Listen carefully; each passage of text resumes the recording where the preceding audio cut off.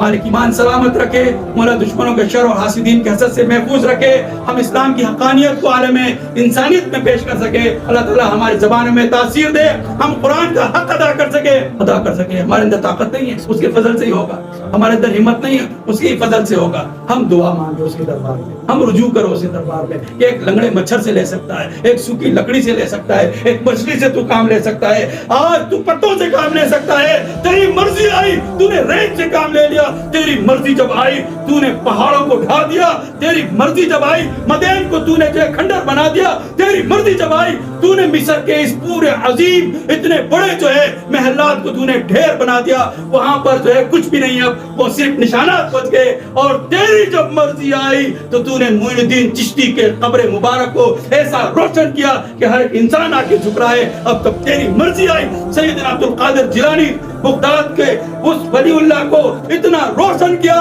کہ پوری کائنات میں اس کا چرچا ہے۔ تو بھئی ہم نے اس کی مرضی سے اس کی طرف رجوع کرنا ہے، اس کی مرضی غالب ہے، ہماری مرضی غالب نہیں ہے۔ ہم مغلوب ہیں، وہ غالب ہے، وہ حق ہے، ہم اس کے عبد ہیں، وہ حی قیوم ہے، ہم اس کے پیچھے چلنے والے ہیں۔ آج جب وہ چاہتا ہے تو آپ کو بھی حی قیوم کر دیتا ہے۔